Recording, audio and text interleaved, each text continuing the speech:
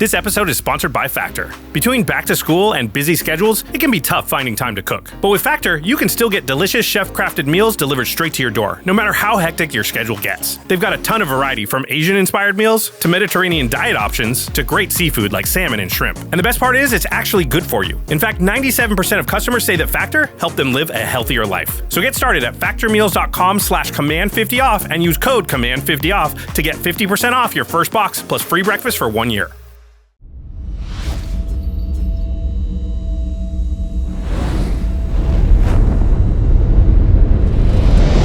Greetings, humans. You have entered the Command Zone, your destination for all aspects of Elder Dragon Highlander. Enjoy your stay. Hello, everybody, and welcome back to another episode of the Command Zone podcast. I'm your host, Rachel Weeks, and today joining me is Beky Bell. Hello, hello. We have a very fun episode today. I'm super excited to get into it. If you're watching this, you are probably a Commander player. You are probably only a Commander player. But there's a lot that Commander players can learn from delving into the world of 1v1 Magic. So for today, we are going to be enlisting some of the help of the greatest minds in Magic in history to help you be a better Commander player. That's what we're doing today. We're talking about things you can learn from just playing 1v1 Magic, whether that's limited or constructed or any number of different things. And today I wanted to make sure that Beky was my co-host for this one because you play a lot of 1v1. I have played a lot of 1v1 Magic. In my getting ready for this episode, I was trying to do the math of how many competitive REL events I think that I've played. My original guesstimate was around 300, but I feel like I safely put just over 250 competitive REL events in my lifetime. Plenty. And on top of that, my highest finish is 30th at a limited Grand Prix. So those are usually more than 1,000 players at those. That rules. And I've played just a lot of different formats that are 1v1. I've done Modern, Standard, Pioneer, Limited, of course. Pauper every once in a while. Sure, Pauper rules. Why not? And just enjoyed playing Magic as a 1v1 player for a very long time. And then eventually was you know what? Commander does seem like fun. But I have such a respect for people who learn how to play Magic with Commander because it seems way more complicated than 1v1 Magic. It's wild because I came into it through Commander. I started playing very casually, but even when we were playing just 60 card piles, we were playing multiplayer. I was playing Emperor, I was playing free-for-alls. We would play 6-player free-for-alls with 60 card decks.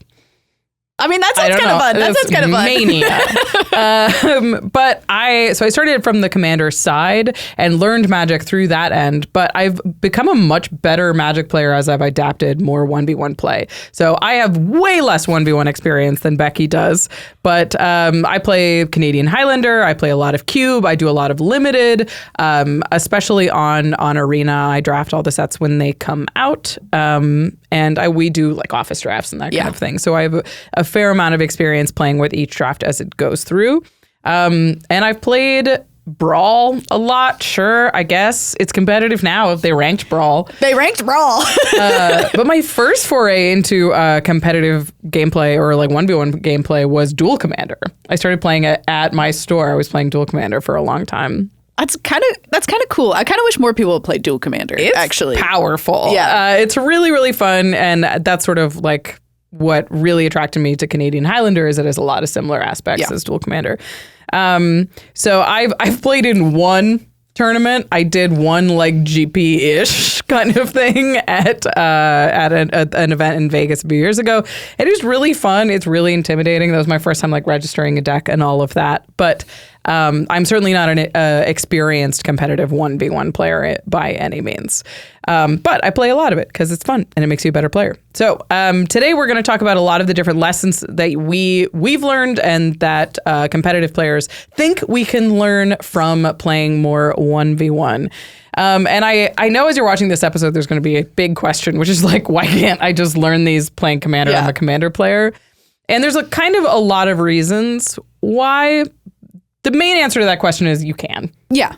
We were kind of talking about it before and we were you can, but because a game of 1v1 can be as short as literally 5 minutes if you're playing just trying to get reps in, which a lot of people who are prepping for a lot of these big tournaments do. They play a lot of games really quickly and then they get to the actual tournament. They take their time. They play really slow. They think through a lot of things. But they can do that because they have played the same deck so many times that they can take the time to come up with what am I doing in this difficult situation because they've done that so many times before. Amount of reps, yeah. With Commander, that's so much harder. You're playing 100-card singleton. Against so many of your 4 players. Yeah, so you play 25% of the game. Yep. Maybe. So the answer is like, you know, in a night of Commander, you can play what, like 2, maybe 3 games, maybe right? 3, maybe. Whereas like 1v1, you would play at least a dozen. Yeah, at least. Yep. And that gives you the amount of reps that you just learn lessons faster when you're playing 1v1 because you get to play it so many different times. But I want to really highlight, if you think that you're like, well, I'm just bad at Magic because I'm a Commander player, I want you to know that like Commander was not designed as an entry-level format. It's designed as like a format that's supposed to be late in your Magic journey, right? Yes. It's designed by like some of the most highest ranked judges of all time. Yes. Like they don't make judges as high as Sheldon was anymore because it's needlessly high. Yes. So, and they designed it to just sort of like play between competitive events when they're just chilling and want to play Magic and sort of want to stretch their judge legs and challenge their own deck building skills. So it's supposed to be an extension of 1v1. It's supposed to be harder and different and bigger.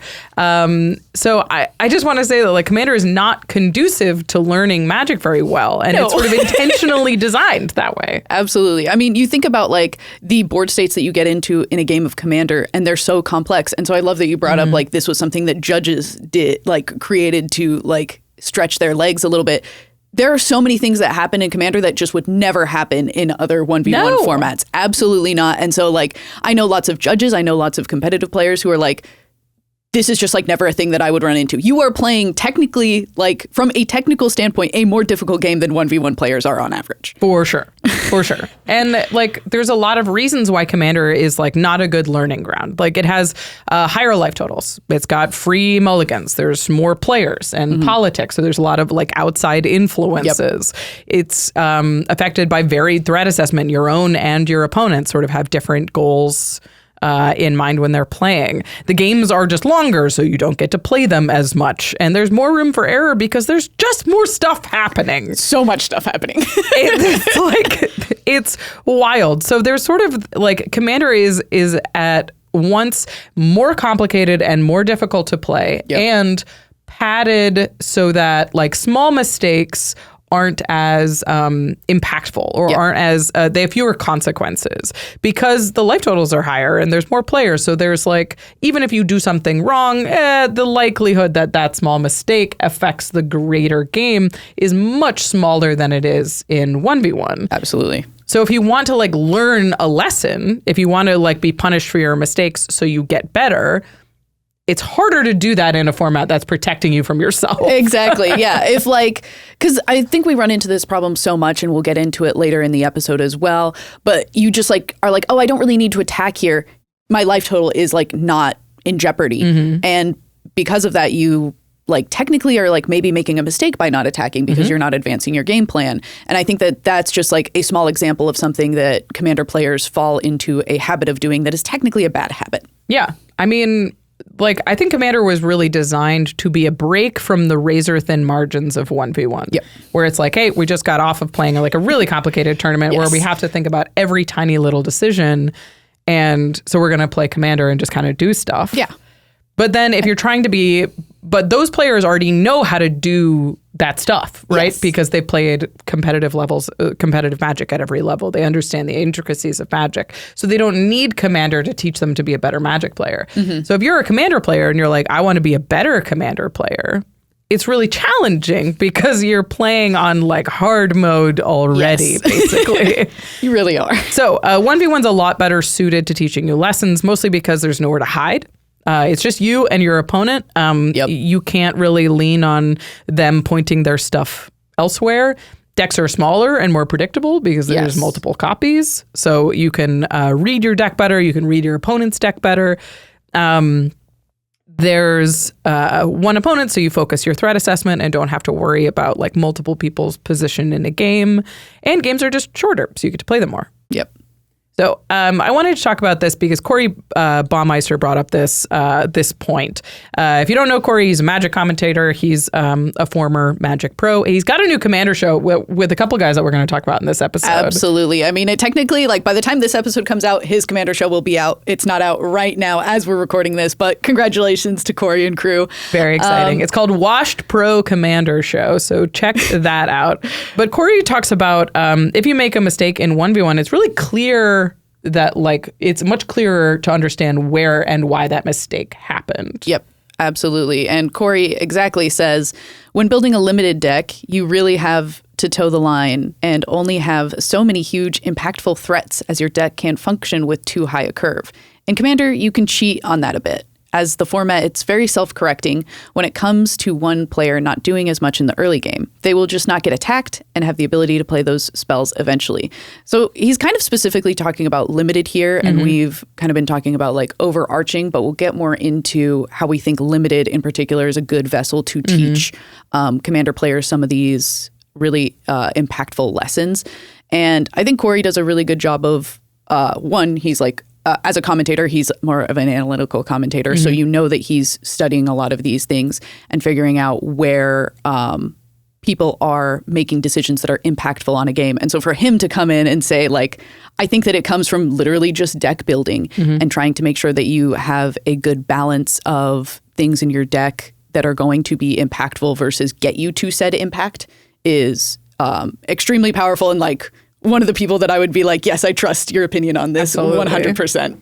Yeah, I mean, I think this is a great point that, like, in Limited, you know if you play too many bombs. Yep. Because you keep drawing them and you can't cast them and you're dead while they're in your hand. And in Commander, it's a lot more difficult to sort of come to that conclusion. You could be like, oh, I didn't draw lands in time. My opponent's deck was much faster than mine. Or maybe you just go completely unpunished entirely. So you don't actually understand that you're playing too many bombs or too many expensive cards in your deck because you don't have those consequences that 1v1 would show you. Absolutely. So if we're talking about, like, in terms of good places to learn lessons like this, 1v1 is a lot clearer.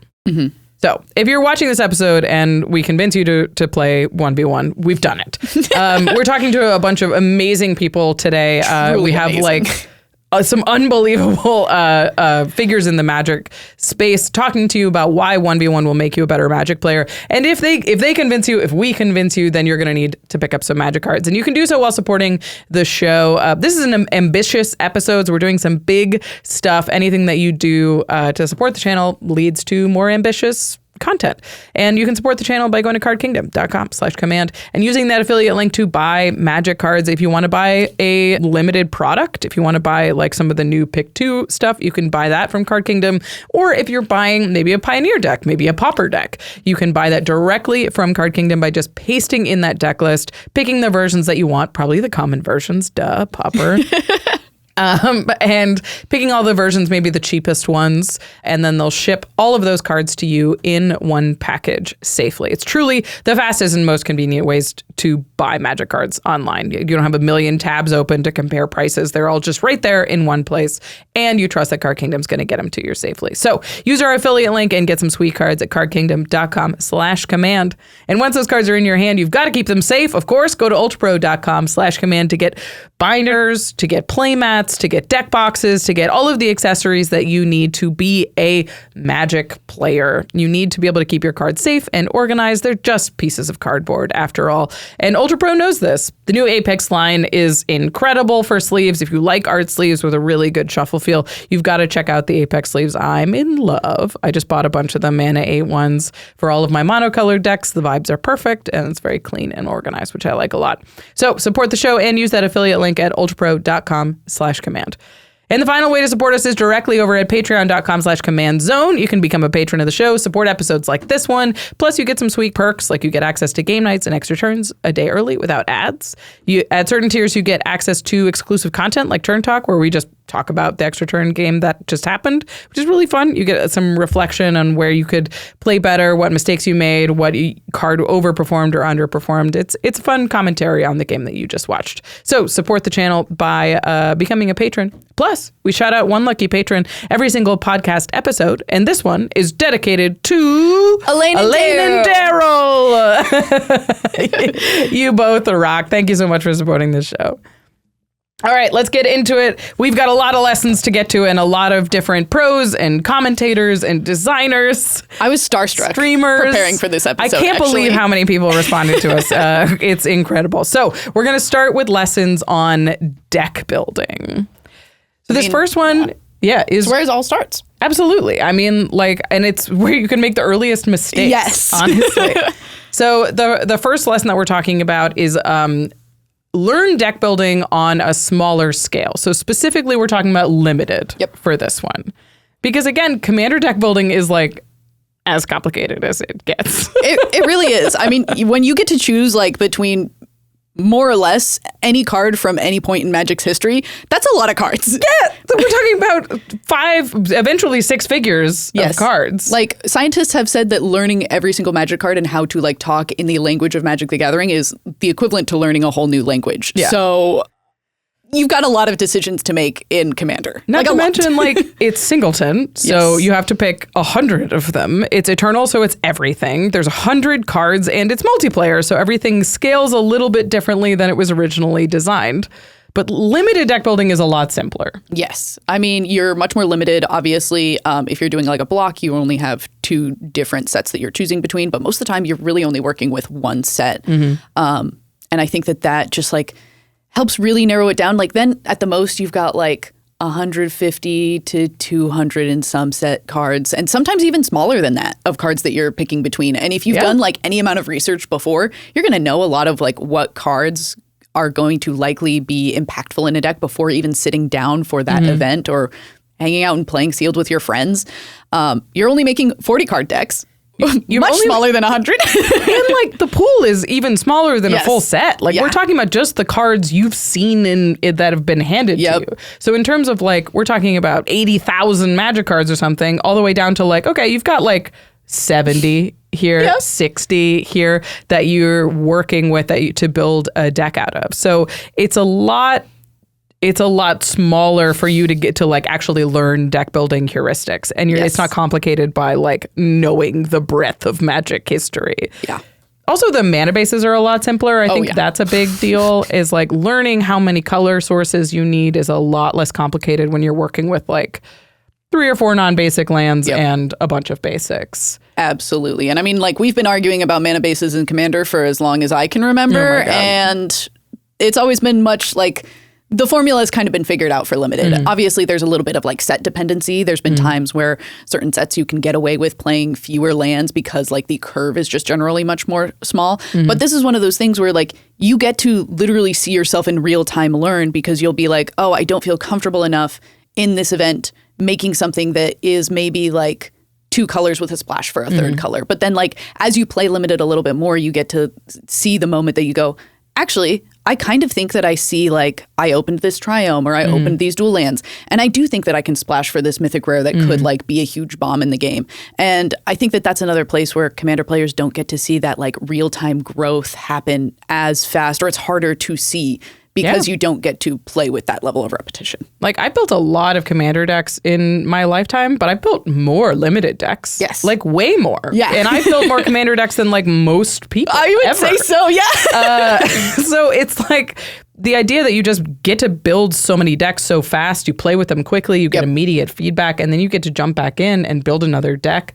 Those skills just develop so much faster. And honestly, the lessons that you learn from building in Limited do apply to what you're building in Commander. So Melissa DeTora, if you don't know Melissa, I can't help you. But you should know who Melissa DeTora is. She's incredible. She's a former pro. She's also a senior Magic designer, and is just an icon of Magic history. But she said, both Limited and Commander deck building use deck templates or recipes for types of cards and curve. As long as you follow them, you're likely to end up with a functional deck. In both formats, you have deck building constraints. In both formats, you need specific pieces and the right quantity of those pieces in order to make your deck function. And in both formats, you have to keep in mind mana curve and make sure you have things to do at all points of the game. If not, you'll fall too far behind and die. So she brings up a lot of really good points here, that it's just these look really dissimilar. We've talked about all of the reasons why Limited is so much more concentrated. But the things that you learn in Limited also just apply to Commander. Absolutely. For example, like a mana curve is still going to look very similar. You want more cheaper spells than you want expensive spells most of the time. You want the right balance of mana sources to cast those spells. And then just simple lessons like, okay, my deck's a control deck, so I want more disruption and more like late game bombs. Yep. Or my deck's an aggro deck, so I want more threats, cheaper threats specifically, and then I don't need as much disruption. Like those kind of things that you learn from Limited also apply to building Commander decks. Absolutely. And it's kind of similar to Commander where you're picking a commander and then you're kind of building around it. You can kind of do the same thing when you're opening a sealed pool. You're like picking like, oh, I have these cards that are really good. Do I have the early game or cheap things or like more accessible things to support these bombs that I opened? Right. And it's very similar in deck building in that regard as well. I love that. It's I think there's this perception that Limited is reserved for like Magic pros and geniuses. Like I was terrified of Limited when I first started playing because I was like, well, I'm not going to know all the cards. It's like nobody knows all the cards. No, nobody does. Nobody knows all the cards. There's like, it's very unlikely that when you sit down to a casual draft event that everybody at the table is 100% researched on the set and knows so much more than you. So it's like a lot more accessible than you think. And in a lot of ways, it's actually lower stakes than Commander, right? You're not buying a whole deck that you find out doesn't work and then you're mad because you're like, I don't know, I spent like $30 to play this event and I had a deck and I played it for 2 hours and it sucked, but I learned something. Yeah. And I think that there's something else that like I really like want to imply to people with Limited in that it like really teaches you how to make the most out of very little. Like we've all been there where we've like maybe mulliganed down to like 6 or 5, maybe also mulligan more in Commander games. But in a place where you are just like, man, this game really isn't going according to my game plan. Sealed and Limited in general are going to be like the two places that are really going to teach you how to make the most out of the least amount of resources and start to look at the game of Magic in a completely different way that I think is going to improve how you mentally approach Commander games a lot of the time. Yeah, for sure. And like there's a lot of just low pressure fun opportunities to practice Limited, right? Like with the new Pick 2 format, you can play it with you can play it with a Commander pod, right? You can buy like I don't know how many packs you need. I'm sorry, but you can just have a box. You can pick to it with 4 people and play and that's about the time of a Commander game, you know. So you get those reps in. You can play Cube. Cube's a really fun way, low pressure way to learn Limited. It doesn't have to be a set. You could play on Arena. Or you could do pre-releases, I think is a huge opportunity. Absolutely. And we actually had Voxy, who is a streamer and Limited grinder, come to us with saying, I'd say go to every pre-release you can. It's the most level the playing field will ever be while practicing 1v1 as well as deck building. Limited in general makes you a better player. And I think that that's really beautiful too, because we're talking about like, people get really scared to play Limited because they're afraid that like somebody else is just going to know more of the set. And like that's potentially true, but at a pre-release, you're likely to play against a bunch of people who also have like hardly looked at the cards or not looked at the cards at all before sitting down to play. So I love that Voxy is saying it's a very level playing field and you're also getting to work on a lot of these things that we've said would help improve your gameplay. Yeah. I love pre-releases. That's some of the first access I had to 1v1 play was pre-releases. The first time I went to a game store was or I played in a game store anyway, was at the War of the Spark pre-release. And it was that was your first time in a game store? That was my first time I actually played Magic in a game store. I'd like gone in to buy sleeves or whatever, but like actually playing was War of the Spark, and it was terrifying and I was so bad. But it was one of those things where I had a lot of fun. I learned a lot, and the pre-releases gives you tons of time to deck build, and there's kids and families, and it's so much lower pressure than you would think. So Limited is accessible to you, I promise. Yes. But if you're not interested in Limited play, if that's still too scary, there is actually a lot that you can learn from constructed 1v1 deck building as well.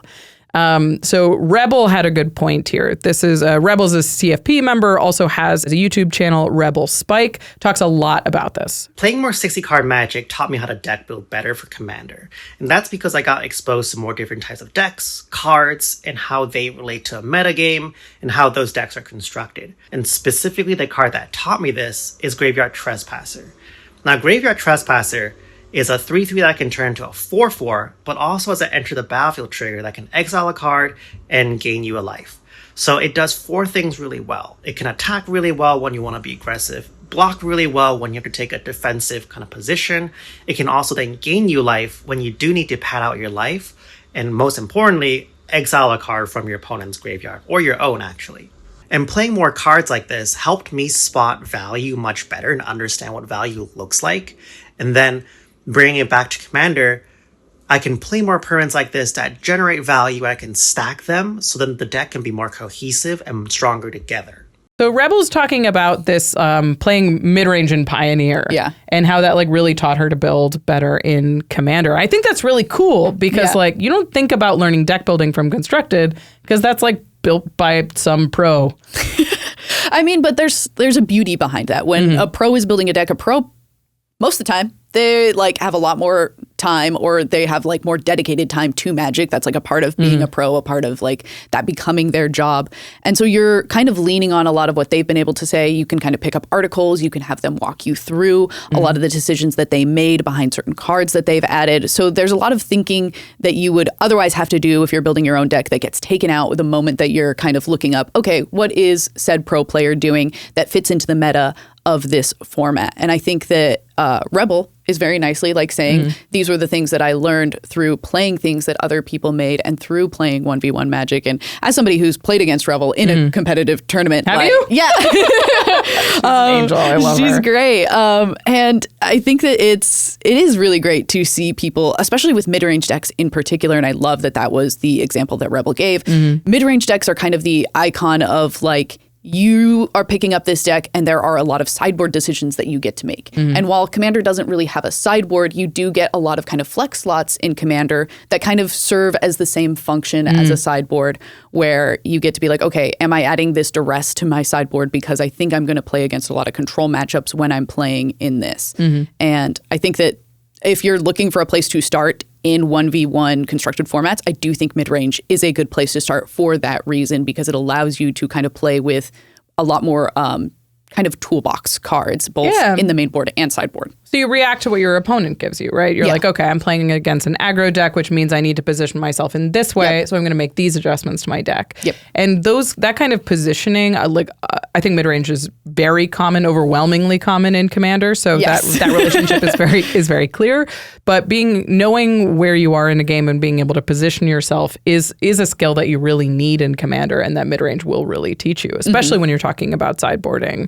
Yes. The other thing that I love about 60 card decks is like, if you're trying to learn deck building and you just look at a picture of a Commander deck, you're like, this is, I don't know what I'm looking at. Me freaking out. Yeah. You're like, I don't know what this is. This is 100 squares. Yep. But like when you look at a 60 card deck, it's very clear because they have like 4 of certain cards. You're like, so these are the important ones, and there's 1 or 2 of other cards. Oh, they have fewer of those because they're less relevant more often, that kind of thing. So you just get to make assumptions about it.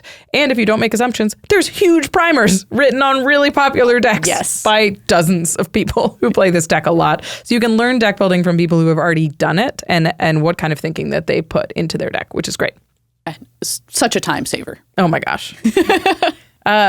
It also is something in 1v1 deck building, there's a meta. Yes. So if you're playing in Modern, for example, there's like very common removal spells or disruption spells that you're playing against. So like Unholy Heat is a burn spell in Modern that can deal some amount of damage depending on Delirium. So creatures in Modern are better if they don't die to Unholy Heat before you have a Delirium.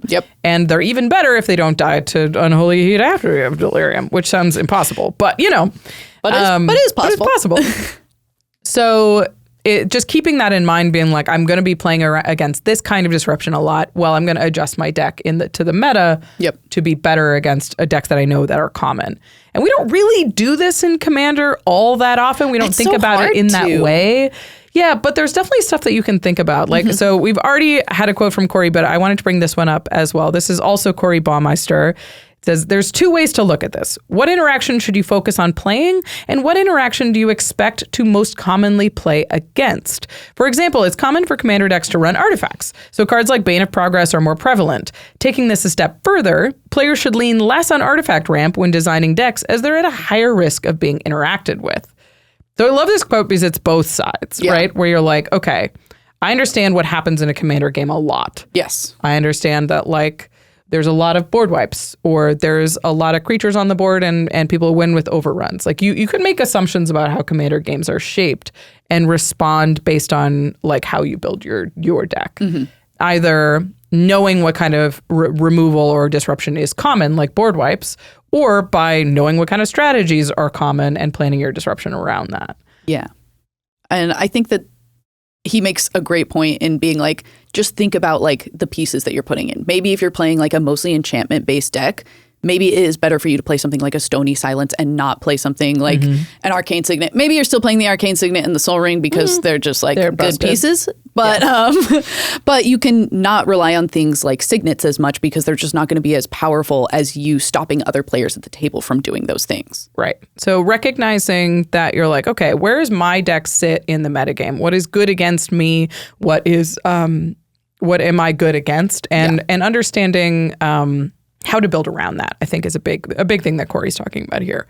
So that's the advice that we have for deck building. We've got a lot more. We've got a ton of gameplay ones I'm really excited to get to, but we're going to get to those after a few words from our sponsors. Fall is here again, and Jordan, you know what that means. I sure do. It's time to find another sacrifice for the harvest gods. What? No, I just meant it's been a year, and you and I are both still enjoying Factor meals. Oh yeah, that's true. And you know what's crazy is that even after all this time, I'm not bored of it. Well, that's because they keep adding meals and shaking things up, like the new seafood and Mediterranean-inspired meals. Have you tried the cavatappi and shrimp scampi? No, but I'll put it on my list. I've been liking the new Asian-inspired meals like the Thai peanut chicken salad. The varieties really just made it easy to keep up with my health goals, you know? Yeah, definitely. It takes away any excuse I have to just go out and get fast food or order delivery every night. On that note, it is actually insane how much money I've been saving. Oh yeah, me too. And that's money that I can spend appeasing the harvest gods. Or, you know, just buying magic cards like a normal human being. Yeah, that too. Eat smart at factormeals.com/command50off and use code command50off to get 50% off your first box plus free breakfast for 1 year. That's code command50off at factormeals.com for 50% off your first box plus free breakfast for 1 year. Get delicious, ready-to-eat meals delivered with Factor. Offer only valid for new Factor customers with code and qualifying auto-renewing subscription purchase. Rachel, wake up. Josh? Yeah. I had the most wonderful dream. I had a dream I was asleep Oh, no, you were asleep. in a bed. That's different. The most comfortable bed ever! With a high-end mattress made from quality materials, and it wasn't even ridiculously overpriced. But alas, it was only a crazy dream. I mean, that sounds exactly like my Brooklyn bedding mattress. It's real? Yeah, Brooklyn Bedding gives you the top-tier mattress experience without a sky-high price tag. My Aurora Luxe cooling mattress is super comfortable, and it's really upgraded my sleep. Plus, they've got mattresses for every body type and sleep style. Just take their sleep quiz, and you can find the perfect fit for you in less than 2 minutes. Brooklyn Bedding even offers a 120-night comfort trial. If you try your mattress and don't love it, they'll help you swap it out or return it hassle-free. Wow, it's literally a dream come true. Is there a flying hippo? No. Almost then. Go to brooklynbedding.com and use our promo code COMMAND at checkout to get 30% off site-wide. This offer is not available anywhere else. That's brooklynbedding.com and promo code COMMAND for 30% off site-wide. Support our show and let them know we sent you after checkout. Again, brooklynbedding.com, promo code COMMAND. What's up? Working on a deck? Yeah, I'm trying to choose a background for my gut true soul zealot. Oh, I totally get it. I've been trying to choose a supplement to support my gut. Health and wellness. Well, I'll help with your problem if you help with mine. Oh, sure. Yours is easy. Just use AG1. It's a delicious daily drink that helps support gut health. Plus, with over 75 vitamins and minerals, you don't need to worry about any other multivitamins, supplements, or stuff like that. Oh, nice. For backgrounds, have you considered Master Chef? I'm no master chef myself, but AG1 is clinically proven to fill in common nutrient gaps, even if the rest of my diet isn't the best. Okay. How about Far Traveler? You don't have to be a far traveler with an AG1 subscription. They send great flavors like berry and citrus straight to your door. It's really helped streamline my morning routine. There's always Raised by Giants. Well, since I started drinking AG1, my overall health, nutrition, and energy have all raised by giant amounts. I'll give it to you. Hey, this stuff's good. Of course it is. I'm a popular entertainer, not a shameless charlatan. None of these backgrounds are good with gut. Head to drinkag1.com/command to get a free welcome kit, including a bottle of vitamin D and free AG1 travel packs when you first subscribe. That's drinkag1.com/command. You browsing for some new tech? Yeah, I'm building Tiamat and ARCHIDEKT. Ooh, how about Zergo and Ojutai? Did you just drag and drop that card image directly into your deck? Yep, with ARCHIDEKT, you can drag and drop card images from EDH, Rec, or Scryfall directly into the deck list. No typing required. That is so cool. Ooh, okay, check this out. I'm gonna drag and drop Dragon Storm into the deck, and then boom, I'm gonna drop a bunch of dragons on the battlefield. A 9-drop, huh? Seems ambitious. It was just for the pun.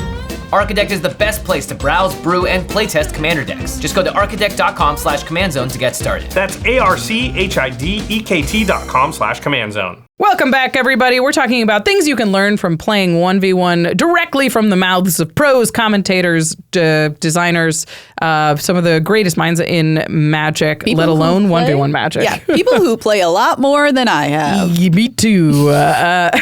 And this first piece of advice, so we're getting into the gameplay advice for this episode, which is my favorite part because it's sort of the hardest thing to give advice on from a commander perspective. And we're starting with sort of the most basic lesson that I think you can learn from 1v1. And it's coming straight from the top. That's putting it lightly. It's coming from Luis Scott-Vargas. If there's a name that you know from Pro Magic, there's like a pretty short list, but LSV is like in there. LSV is pretty high. So he's a pro streamer, or he's a pro Magic player. He's a Hall of Famer. Yep. He's a streamer and a writer. Of course, he's on limited resources as well. Let's hear from LSV. My short answer is that you should always play with intent, always have a plan. And what that really looks like is when you make a decision, have a reason for doing it. Don't just cast your spells because you want them. I mean, you can totally do that. That's a lot of fun. But I would say that my number one piece of advice is have a plan for how the game's going to go, have a vision for what you want to accomplish, and have your game actions flow down from that. Have those be made because they help you accomplish your plan. Don't just play cards at random, have a plan. Okay, so this may seem like very basic advice from LSV. You're like, I have a plan. I built my deck around this plan. I called it the thing. Yeah. It's the thing. And we talk about that kind of thing a lot, where it's like, if you have a focused deck, then your deck will perform better if you have fewer side quests in the deck building. But something that he mentions that I think is really important is talking about a plan in terms of gameplay, and especially in terms of more general gameplay, where you're like, okay, I'm playing a token deck. So my plan with tokens is to make a lot of creatures and go around my opponent's creatures. And some of them are going to die. And that has to be a part of the game plan when you're going wide. And that's totally fine. Yep. I will sacrifice these soldiers on the altar of victory. And so keeping that in mind when you're playing can be really challenging because there's so much going on in Commander, and a lot of the times you can find yourself put on the back foot by your opponents. That comes fast out of the gate. And there's a ton of time between turns, so you're just sitting there like chatting or on your phone. Don't be on your phone or on your phone. We know how Rachel Weeks feels about phones. Don't be on the phone. Please get off your phone. But it can feel like you're sort of like a dog chasing cars. You know what I mean? Where it's just like, there's a car, get it. Oh, new car, get that one. So it's hard to sort of stay focused on like, okay, my plan is to have a lot of things. And go around my opponent. Yeah. If you don't need to remove the one big thing and you have like 10 tokens, one of your 1/1s is going to die, but you're still going to deal 9 damage. And sometimes you just have to be okay with that. Maybe this isn't a thing that you need to remove. However, if your opponent maybe plays like a Ghostly Prison, and you all of a sudden have to pay 20 mana for your 10 1/1s to attack, the plan changes. And so maybe like saving your removal spell, like, and maybe don't politic through this. Make like turn bully a little bit. Like this is such a thing that like I think a lot of Commander players, especially if you have learned how to play through Commander, politics is such an ingrained part that you forget that there is like a priority list. Like make the last person who has priority be the one to remove the thing or pay the price. Like if you don't have to, maybe just see if somebody else will. Like if it is not actively like helping your game plan for whatever reason, maybe just don't. Does somebody's huge Voltron commander actually stand in the way of your game plan? It's like, I can go around. That's not really stopping what I'm doing. And I have a lot of tokens to block. That's also not really stopping what I'm doing. So maybe this is the biggest, most powerful thing on the board, but maybe it's not the thing I'm most worried about because it doesn't disrupt my plan. So I think focusing on those kinds of things is really tough, especially because Commander is so much noise all the time that it can be very difficult to stay focused. But appropriately, there's a very good piece of advice from pro player Reid Duke, who has some of the most unbelievable focus, honestly, that I've seen in Magic playing. I wish I had just like a little bit of it. Oh my gosh. If you don't know Reid, Reid's a pro player. He's a streamer. He's a writer for TCG player. He's the best. And listen to this advice. My tip for improving your sequencing comes in 3 parts. First, start your turn, untap, draw, pause, take a deep breath.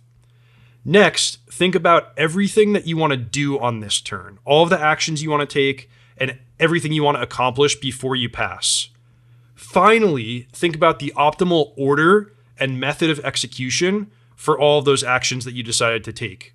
If you do this, you're going to make fewer mistakes, and you're going to have a better chance of getting maximum value out of all of your cards and out of all of the actions you take. So this is very simple advice. Yeah, absolutely. I mean, I think that this is such 1v1 pilled advice. Oh, it is. Yeah. And then I was talking to my partner about this, and they were like, I wish that we wouldn't be telling Commander players to take more time, because Commander already takes so long. That's true. And so I think we gotta kind of find a balance here.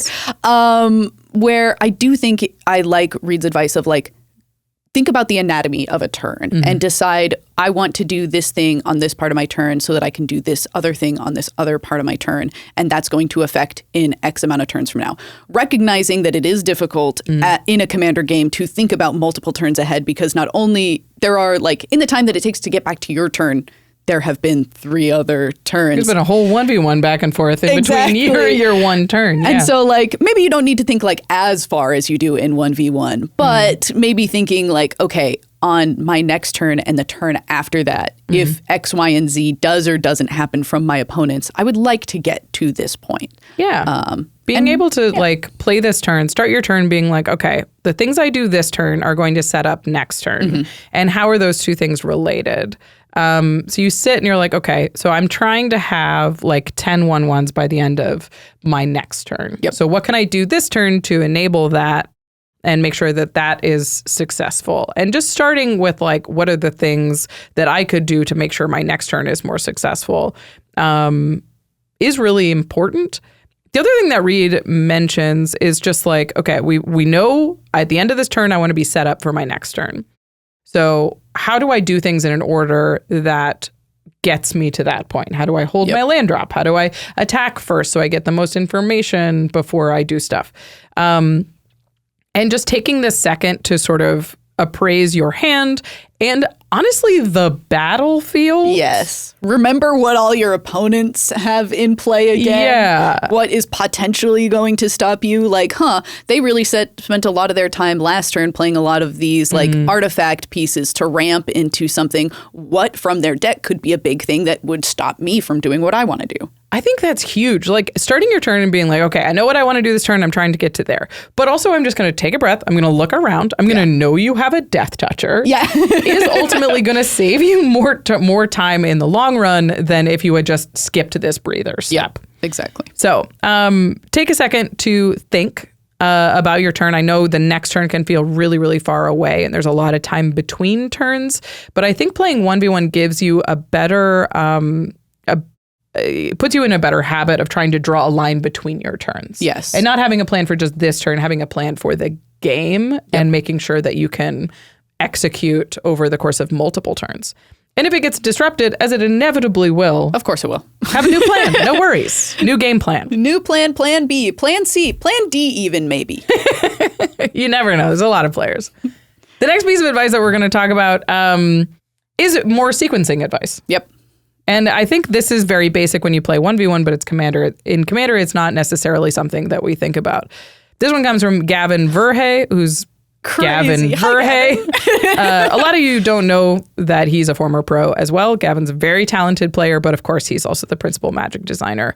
So let's, what does Gavin have to say on this? So, okay, first off, we only took a small part of what Gavin said. There's a lot. I have to point out that Gavin wrote like this whole like narrative story to illustrate his point. And I was like, we should act it out. We're not. Maybe we will. Maybe that's for the Patreon. Who knows? But Gavin did say, information is power. And a key part to competitive Magic is sequencing to maximize your information. You want to do everything in the right order to have as much information and resources as possible when making every decision. For example, if you're going to cast a card draw spell this turn, you almost always want to do it first. You might draw a card that changes the course of what you want to do. This is also why you generally want to attack before you cast spells. I mean, beautifully said. So many players kind of forget that there is a first and second main phase, or like in haste to not be the player at the table taking up a ton of time, decide to just do everything in the first main phase. But you get so much information from attacking, seeing how somebody blocks, seeing if somebody uses a removal spell on their turn or on your turn during your combat step. And I love just this point of like, what is an action or actions that I can take that maximize my information and deny the most information from my opponents? Absolutely. I mean, just like when you're in this like Reid Duke step of taking a breather. Yes. Think about what kind of information you can gain this turn. Where you're like, okay, I want to learn how my opponent blocks, and that's going to affect how what cards I remove. Yep. That I want to see, I want to draw 2 cards and see if those spells are more impactful. I want to see, like, if you think your opponent has a board wipe and you attack them and they make a block. Almost certainly they do, because they smells like a board wipe. Yeah. That confirms more information that you're already a little suspicious of. So having that information means that, like, okay, maybe I'm not going to cast creatures in my second main phase. Maybe I've gained a little bit of something. So I think about what kind of information you want and who do you want it from, and try and get that information before you actually do anything. Yeah. And Huge continuing point. to look at the board and make sure that you have all the information that is on the board and you have stock of it mentally. Yeah.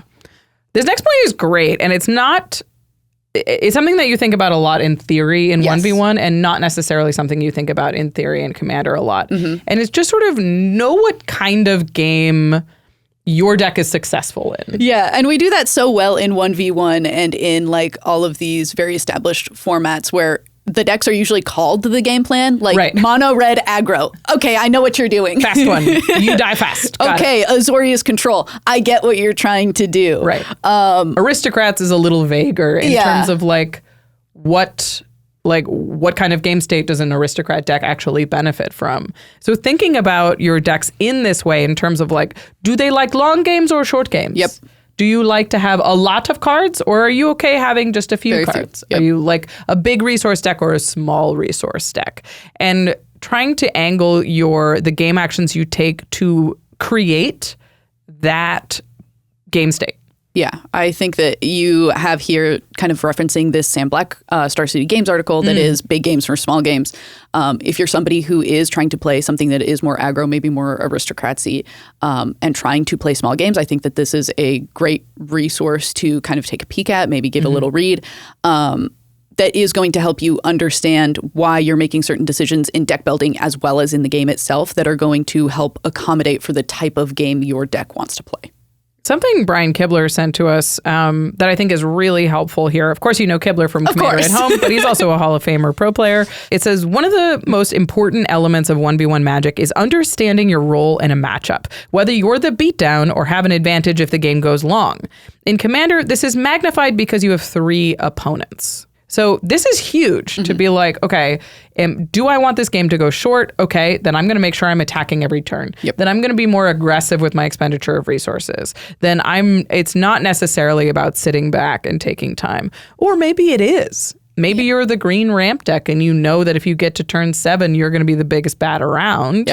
So you'll take a little bit of damage and you're going to like protect your life total a little bit more, those kind of things. And I think like this is also like nicely paired up with something that we're going to get into that is know your deck's plan, but also know your deck's sub plan, like what things are going to complement the way that your deck wins. And we kind of are going to use this example of like, if you win by draining life, you would probably benefit from attacking more, just doing little bits of damage here and there. Like you're already trying to do that with your deck's game plan. So why not go for some attacks here and there that are going to make that a little bit easier for you to accomplish in the end? Yeah, we've got a great piece of advice coming from Carmen Klomparens, who's also a senior Magic designer at Wizards of the Coast, but she's also a former pro and a former coach, so she knows a lot about just teaching Magic, players to be better at Magic. And her advice is pretty basic. I think a lot of players would really benefit from finding more opportunities to attack. I think a lot of players kind of have this natural instinct to say, okay, I should hold back and try and actually build up a synergy, get an engine going, something like that. But even in a really high synergy deck, say a sacrifice deck, for example, having something like a Midnight Reaper that gets an extra attack or two in for 3 is basically 3 fewer triggers from something like Zulaport Cutthroat. It also can have a sort of domino effect sometimes in multiplayer specifically, where if I am the player who went first and I attack the player who went second, by the time it gets back around to me, someone else might attack me, which then makes them easier to attack, and so on and so forth. So whenever you have something like a Blood Artist that's dealing everybody damage, if everyone had started attacking everybody a little bit sooner, you're more likely to win because you just pushed that first little domino of 3 points of damage. This is awesome. Yeah. I think like when we're in the early game in Commander, like you don't attack with your Beast Whisperer. No. Because you're just like, why would I? That it's here to draw cards. Maybe you should. Maybe 2 points about makes the difference sometimes. Especially if your goal is like an aristocrat deck or something like that, where you're trying to drain your opponents out with drips and drabs. Mm-hmm. And every single life loss represents another creature that you had to make die. Yep. If you can deal 2 damage for free in the early game, that's a big deal. That's the difference between 1 creature sacrificed or 0 creatures sacrificed and 2 creatures sacrificed. Huge. Yeah. And I love the point about kind of the domino effect. Yeah, this is so smart. I think it's so beautiful. She's so freaking smart. And it's one of those things that I think like I've been doing in Magic for a long time, but hearing it like put into words, I'm just like, it makes so much sense. When you attack, it's easier for other players to attack. Yeah. Is such a great line of text where it's like, even if they're attacking you, now they have more tapped creatures that you can attack into. Absolutely. Or even if they do attack your opponent, even better. Yeah. But sometimes you got to sacrifice your life total a little bit too. It is a resource after all. It's one of those things that you're just like, oh, totally makes sense. I'm not using that. I would rather have that creature tapped than untapped. So I might as well give them a window where it's free. Yeah. And I think we're so worried about defending our life total, especially when our life total is 40. It's so high. You have such a high life total in Commander. There's so much time in this world. Get punchy a little bit, maybe. I think it's just because Commander goes so far over the top that like we're not used to like 5 life mattering, 3 life mattering, that kind of thing. But it does. It is like, it does make a difference in actually advancing your game. And if you're the kind of player that's trying to get those life totals and isn't going to go way over the top, then getting those attacks in early makes a huge difference. Absolutely. And so I love this piece of advice. I definitely think like there should be a little bit more attacking. I love the idea that it like kind of starts this domino effect of pushing the game forward. And especially like if you have a control player at the table, maybe starting attacking and making the other players think that they thought of this, when in reality, you're like, I'm going to be the one to start attacking first. Set an example, just like start things moving, because that also is a way of like getting extra information out of people. If people don't attack, nobody is using cards, nobody is making as many decisions, and you're not getting as much information. So just use it as an extra way to, at the very least, get information from your opponents. Absolutely. I think this point, the know what kind of game your deck likes can also be sort of flipped upside down and be like, know what kind of game your opponent's deck's like. Yep. Where if you're playing against a ramp deck, you know that they're going to be really hard to deal with in the late game. You know the more time you give them, the more dangerous they are. So when you're deciding who to attack, when you're looking at the game in the early game, you know I can't give that player that much time. Josh is going to draw too many cards, and I'm not going to be able to attack him later, so I have to do it now. And there's a really great... we have a really great quote from Marshall Sutcliffe on this. Marshall's another of the hosts on Limited Resources, but has also just been a Magic commentator forever and knows Magic in and out. He's so skilled. So let's hear this from Marshall. Pro-level 1v1 players excel at understanding who's really winning a game and how to position themselves accordingly. In group play, sometimes like the loudest or the most annoying player gets all the attention, but knowing who is actually positioning themselves to win is key. The thing to look for in more drawn out games like the ones that Commander can create is the player who has inevitability. Being ahead in the short term rarely translates to victory. In fact, sometimes it has the opposite effect. Truly understanding where each player is at in the game as the game develops is a skill that affects every game you play and can translate to better long-term results.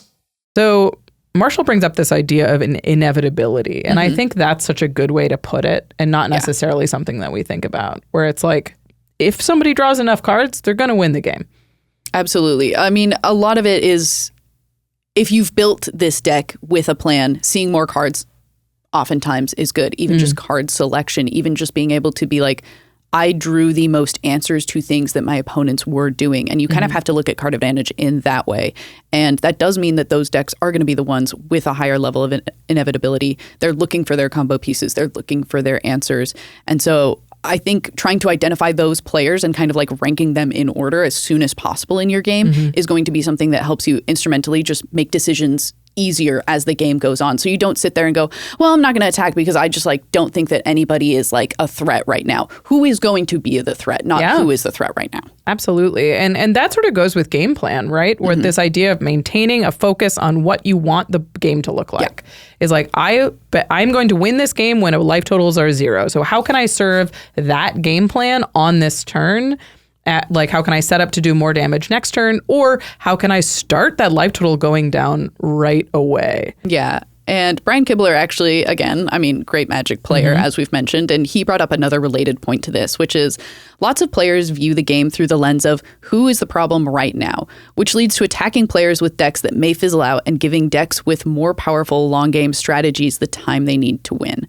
So while you might be attacking the person who's the problem right now to kind of start that domino effect that we were talking about earlier, maybe later down the line, you've got to see if you can like pull the attention towards somebody else who you think is going to be a problem for your deck later. There's a little bit of politicking involved in this, but like, I think you can honestly like let your game actions be the politics, not so much like your words. Yeah, I mean, this becomes the dogs chasing cars thing, right? Where it's just like, I'm going to get the person who's ahead now, and I'm going to get that person who's ahead now. And it's just a little too literal when you could really be considering like the trends of the game. That's a big thing that Brian and Marshall are referring to here is like, whose game gets better the more time they have, and whose game gets worse the more time they have. Like this, Mardu aggro deck may be really scary right now, but as the game goes on, they're going to struggle. So their game plan is trending down, where maybe this like blue-white blink deck, their game plan is trending up.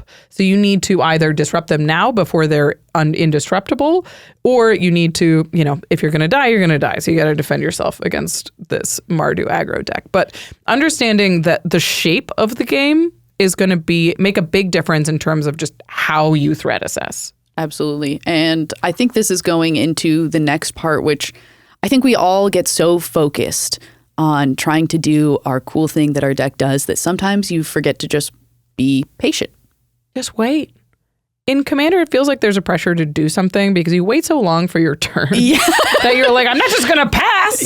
I'm not just going to pass. Why would I do that? I want to do the coolest thing right now while I'm alive. But a good point that was made here, this is from Simon Nielsen, who's an unbelievable Magic player, is also a Magic coach and is a great Magic pro, said, it's always enticing to imagine doing the cool thing on turn 3 when your deck is still firing perfectly.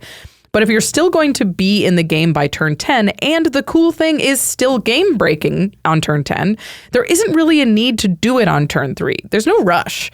The main reason you would do it early is if your opponent's defenses are down, so you can make sure to do your thing undisrupted. But if they have mana open and seem like they can respond, you might want to install some patience. It also works the other way. If you're the reactive player, just because you can answer something doesn't mean you have to. You can just let things happen if they're not threatening. And again, it helps to have more opponents who can answer the thing for you. I love the implied turn bullying that Simon's bringing up. It's just like, it's not a problem yet. You do it. Yeah. I'm fine. I got this 40 life and I'm winning through a combo, so I don't need to worry about my life total. Yeah, you figure it out. I think this is so smart. Like in Commander, it does feel like there's a ton of pressure because there's 3 other players that could potentially win or disrupt this thing that you want. But if like you going off on turn 5 just means that you almost win the game and everyone gangs up and kills you, then why would you do it? Yeah.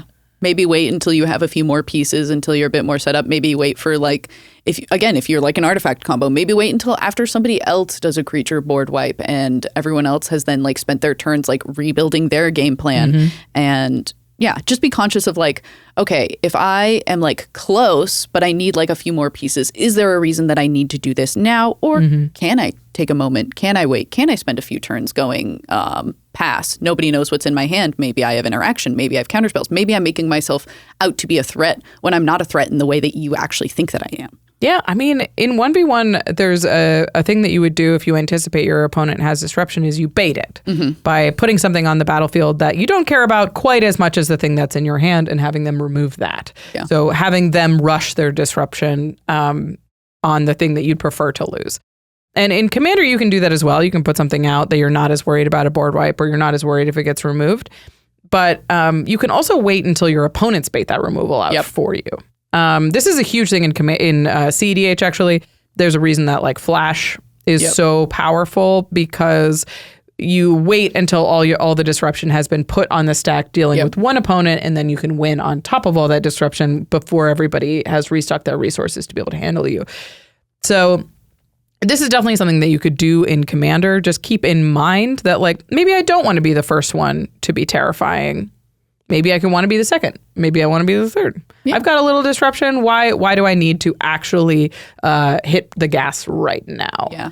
And I think that this also plays nicely with the idea that we were talking about earlier. That's like, if you have a plan A and plan A is something that you could do to be like scary really early, maybe start with plan B. Like maybe if you start with plan B and like do a slightly scary thing that isn't as scary as what somebody else is going to do, or it doesn't stop you from doing your plan A later in the game, maybe setting yourself up to like go at a medium pace and then come out full gas pedal later.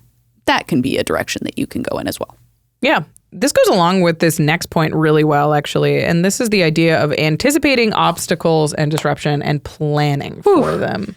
I mean, it's so hard to plan, but I do think that this is another thing that you can take a like big load off by trying to anticipate like your opponent's, like the moment that you sit down and you have the turn zero conversation and you also just like see what somebody's commander is, you get so much information from that. So much information. I mean, the moment that in 1v1 we started having companions and I could tell like basically what my opponent was playing, like it was amazing that I got to make mulligan decisions while knowing what my opponent was playing through companions in things like Modern and Pioneer. And I think that that's something that like Commander players maybe kind of take for granted. Absolutely don't take advantage of. Yeah.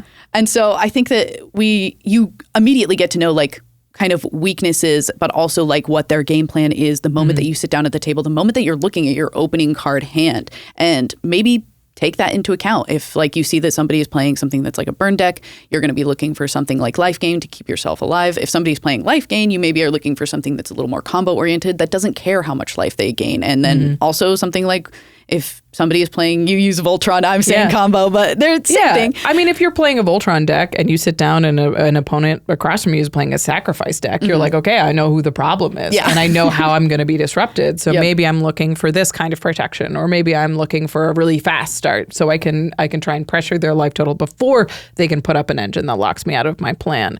Like understanding making a game plan when you start the game, when you're mulliganing for a hand, to be like, okay, well, I know how this is going to work. There's a life gain deck at the table that's going to take over in the late game, and I have to have a plan to deal with that. But also, I'm a little worried about the disruption coming out of this spells deck, so I need to have some kind of answers for that. You know what your matchups are. You know what your deck is good at dealing with and bad at dealing with. So prioritizing your opponents, even before you have cards in your hand, is a big deal. And maybe mulligan more. Maybe. You have a free one. Go consider using it. If your opening 7 is like super mid, like don't think about, oh, but I can mulligan to another one that is like even worse than this mid hand. Like if you then go to like a really great 6, like that 6, if it's better, like because it just has like one fewer land or like one less draw spell, that's worth it. And I think it has like Swords to Plowshares in it, you're like, okay, all right. I feel a lot safer. So consider it. I'm just saying. Yeah, I mean, just knowing what you're weak against is such a big deal. Like, I think if you know your weaknesses, it gives you so many like so many levers that you can pull. Like when you're deck building, it helps you plan your disruption suite. It's like, okay, I'm really weak to like a Grave Pact effect. I need to make sure that I have a lot of enchantment removal. Yeah. Okay, I'm weak to this the Spellslinger deck, so I know that I'm going to need some amount of disruption to slow them down in the early game. So it helps you in game determine where to spend that disruption and when. And it helps you just threat assess and prioritize who to attack and who to act to get at their life total, that kind of thing. Something that Amazonian said a good thing about this in terms of just like knowing your weaknesses and your opponent's weaknesses. 1v1 Magic doesn't let you coast on others becoming the threat. When you're playing against just one player, you need to play to your strengths and your opponent's immediate weaknesses, rather than stockpiling cards for an eventual win. You have to be ready for anything, because nobody else can come to your rescue. And huge. Wow. Ooh. Oh, we're alone in the world? Amy's a great streamer, plays a lot of Brawl, but other formats, a lot of Limited. Amy's the best. So she streams and is on YouTube. This is a great point to be like, okay, I know my deck's really weak to Graveyard Hate. Yep. I'm going to need ways to protect myself. Mm-hmm. Or it's really weak to like really resilient graveyard strategies. So I'm going to overload on Graveyard Hate. Yep. And knowing that like I'm weak to it, so I'm going to plan to disrupt that thing. And it's my responsibility to do so. I mean, and we kind of wrote in our notes that Commander is a bit like a padded room because you have other people to kind of take some aggression from you, because you have other people who can interact when you maybe don't. You don't really realize that things can be as dire as they sometimes are in a Commander game, because there is, so much padding around you. I don't need to deal with that, or we don't need to deal with that. You don't need to spend disruption because there's a ton of time. Or like, again, turn bullying. If somebody is like, I have a removal spell for this, but I don't think that it affects me, then what are you going to do about that? Like if the other person at your table is also watching this video, what are you going to do? A lot of salt comes from just like, why did you spend your removal spell this way? Yeah. When you should have spent it this way. This person's obviously the threat. And I think there's this like, that salt is so frustrating because it's like, okay, then you get a removal spell. Yeah. That one's mine, and I get to spend it however I want, even if it's badly, even if it's incorrectly. You may be super smart, get your own. Yeah. So if you're the kind of player who gets upset when like disruption is spent against you when it should be spent elsewhere, get your own. Yeah, maybe put more disruption in your deck. And we go back to the start of the video, go back to deck building. Go back to start. Remember, the things that your deck is weak to is not necessarily the things that your opponent's deck is weak to. So like the things that you prioritize removing might not be the things that they're that worried about. Yep. They have a ghostly person in hand. They're not worried. Yep. So this was also something that Ashlizzlle said, who's another streamer, and she's on YouTube. She's the best. She said, figuring out how you're going to win and what obstacles you need to overcome is part of the thought process in every single turn of a 1v1 game. 1v1 is all about reading your opponent's hands and plays, whereas Commander players can get tunnel visioned on their own game plan. And I think this is really smart, and this is definitely something that I have done. I think we all do it. Yeah, I'm going to execute my plan. I'm going to do this and this and this, and that's how I'm going to win. Yep. But it's hard for you to stop and be like, what if my opponent has a removal spell? What, like, does this all fall apart if there's one bounce spell? Is my life coming crumbling down the moment that this removal spell gets used? And maybe the moment that you think that is, okay, like, it's one of those moments where if your brain is thinking of like, oh, this would be the worst case scenario, okay, say the worst case scenario happens. This is also a therapy tactic. Yeah. As I'm like talking through Do this. it, yeah. Yeah, because like, so often people will be like, oh, I'm thinking of the worst case scenario. But then you kind of get stuck in this loop of like, oh, this is the worst case scenario. But like, okay, worst case scenario happens. What is it? Most of the time, worst case, well, okay, in therapy and in like real life, most of the time, your crazy worst case scenario doesn't happen. Right. In Magic, it's a lot more likely that your thing is going to get removed. You have 3 opponents. They might have a board wipe. Exactly. So start to think about like, okay, worst case scenario does happen. How am I recovering from that? And then if the worst case scenario doesn't happen, you're in a great position. Then great. And good thing you thought about that, or you're prepared with those thoughts as they happen a turn or two later. Yeah, I mean, visualizing the cool thing is so much more fun. Yeah. When you're looking at your hand and you're like, wow, next turn I'm going to do this, and then I'm going to do this, and I'm going to draw like 1,000,000 cards. And obviously your opponents have to plan to disrupt that, obviously, because it will win you the game, which is why you think it's cool. Yeah. Astutely put. You have to think about like, okay, if my opponents do the thing that they have to do. Yep. What happens? How do I play around that? Mm-hmm. How do I make it so it's not a catastrophic blowout? If I spend my entire turn equipping all my equipment to the one creature and this player has a bounce spell, how do I get play around that? Yep. How do I sort of split my resources? Or when can I not afford to play around a removal spell? I think is a big question you think about in 1v1. You're like, okay, if this doesn't work, I lose the game. Yep. But if it does work, I might not. Yeah, and I might not, or I might win.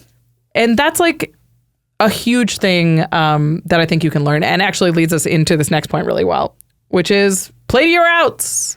What does play to your outs mean? Like, if you're watching this video, you've never heard that phrase before. It basically is saying, like, if you're in a position that is, like Rachel was just describing, likely bad, what you got to imagine yourself in the situation of, what could I draw that pulls me out of this situation? And what do I have to do on board right now to get myself to that ideal draw? And that's playing to your outs. It's making sure that you have, one, a plan. Two, how do you set up for that plan, even if it is fictitious? Like, you have to find out how you're getting to that ideal standpoint. Yeah, I mean, I think you think about like, okay, I'm going to die if no one draws a board wipe. Mm-hmm. That is going to happen for sure because I don't have the disruption in my hand to do it, and I cannot stop this.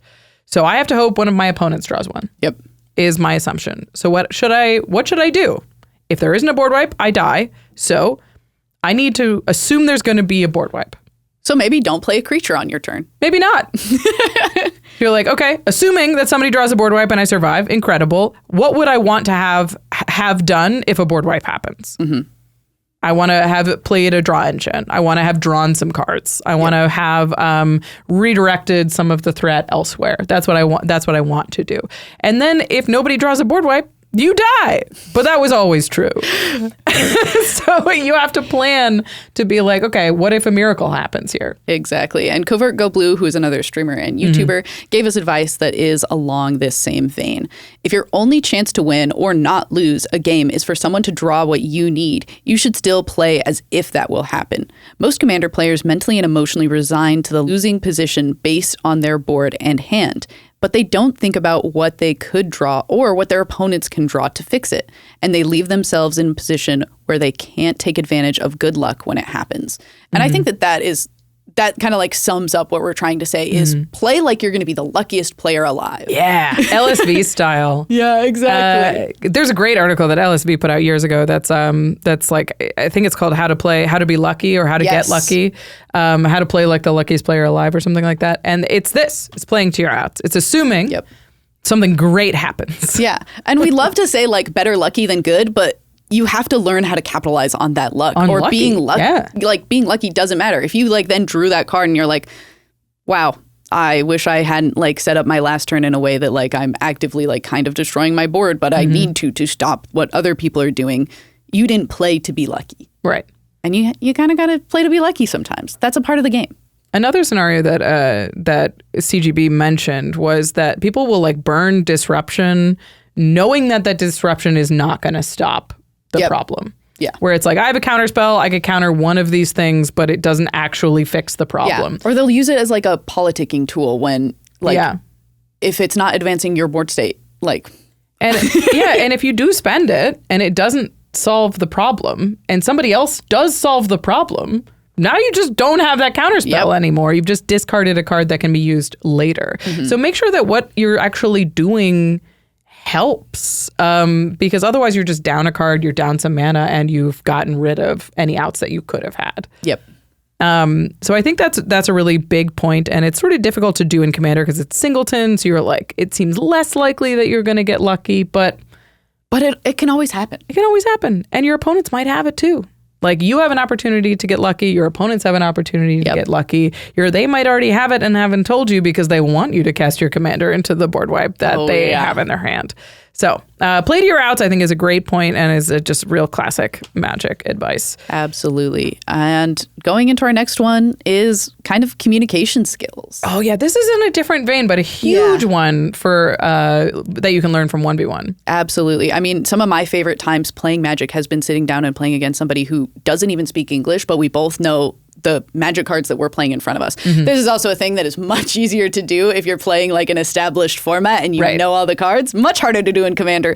But I think there's something so beautiful about like not only verbal communication, not only visual communication in how you represent your board state, but then also just like hand communication that is like in times where I've played against players who don't speak English, you're mostly like using your hand to be like, I'm going to block here and here. I'm going to order things here and here. And it's just so cool to get to that point. And it like honestly was like the most magical feeling I've ever had in playing Magic. I mean, we've got a great clip from Maria Bartholdi, who's another commentator who knows pro Magic so well. Let's hear this from Maria. So being clear about the spells that you cast, the name of the card, what the card does, either saying it in your own words or reading the rules text, is extremely important. When you say the names of your cards out loud, when you say what those cards do, you're not only helping your opponents and saving time by reading your cards later in the game, you're helping remind yourself. Even if you're extremely familiar with it, your cards are always different, right, in the context of any given game because no game is the same.